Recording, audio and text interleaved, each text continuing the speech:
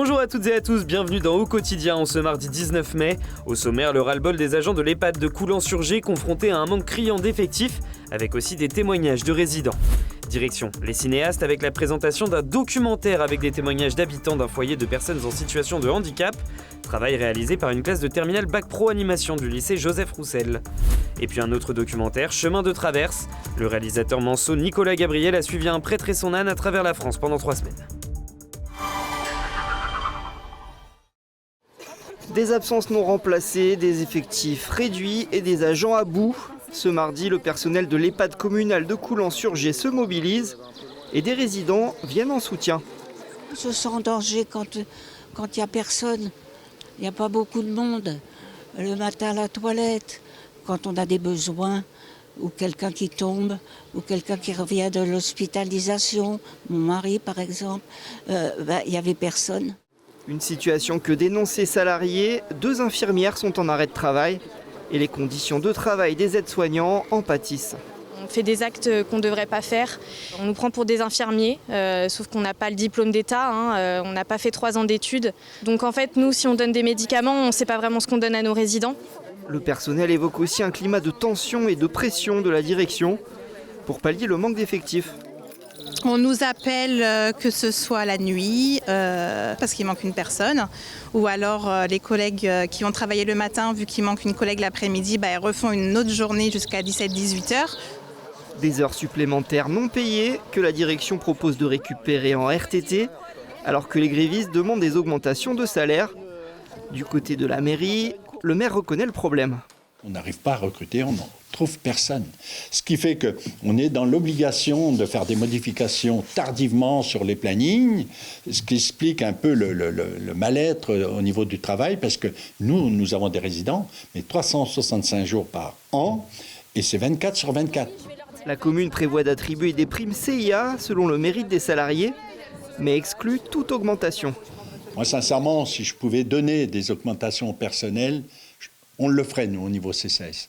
Mais il y a une condition, c'est que pour avoir des dépenses supplémentaires, il vous faut des recettes supplémentaires. Qui dit recettes supplémentaires dit augmentation du prix de la journée.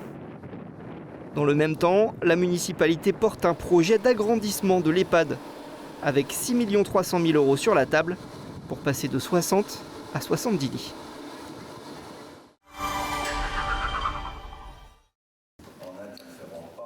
Stéphane Le Foll reconduit à la tête du pôle métropolitain Le Mans-Sarthe et du Pays du Mans. Le maire du Mans a été réélu à l'unanimité par les élus du territoire.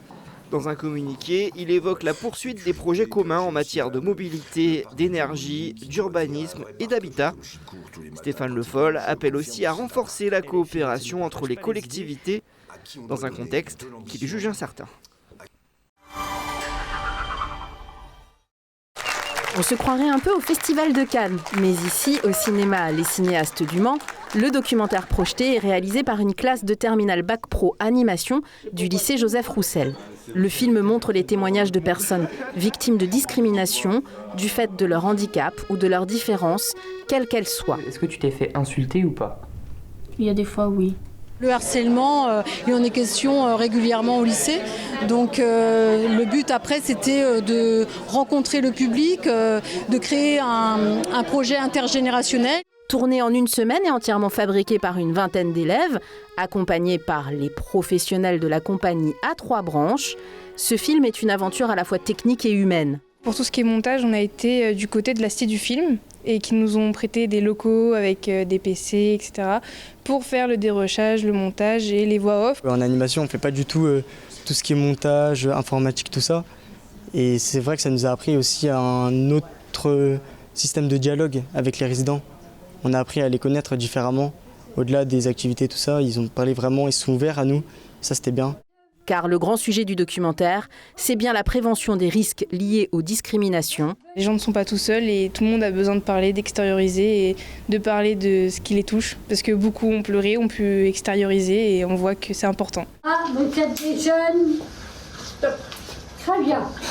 Des jeunes qui cherchent aujourd'hui des diffuseurs potentiels pour faire connaître leur projet au plus grand nombre. Comment vous vous appelez, Joël ?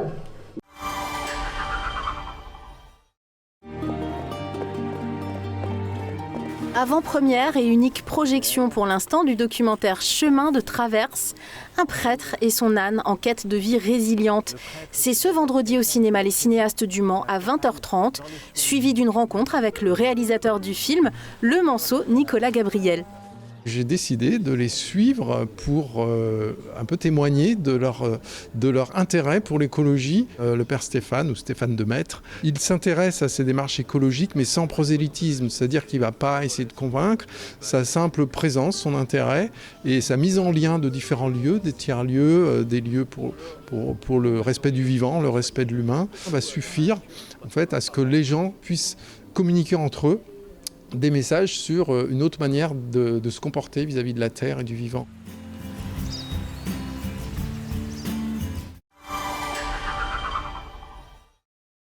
Lewis Hamilton sera le parrain du futur musée M24 au Mans. Le septuple champion du monde de Formule 1 apportera son image à ce nouvel espace consacré à l'histoire des sports mécaniques. Le musée ouvrira le 28 mai près du circuit, avec des voitures et objets emblématiques de la Formule 1, de l'endurance ou encore du rallye.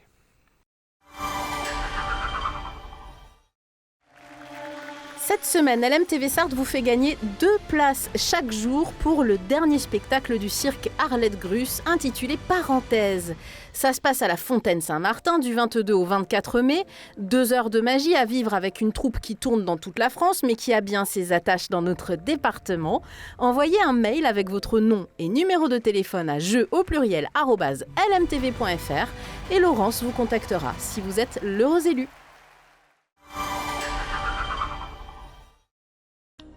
C'est le retour des beaux jours ou presque pour ce mercredi 20 mai. La pluie c'est fini, les éclaircies nous réchauffent un peu, même si elles sont timides le matin avec des minimales autour de 12 degrés en ressenti. L'après-midi, les nuages restent présents, ponctués de belles éclaircies et la température monte un peu au-dessus de 20 degrés en ressenti.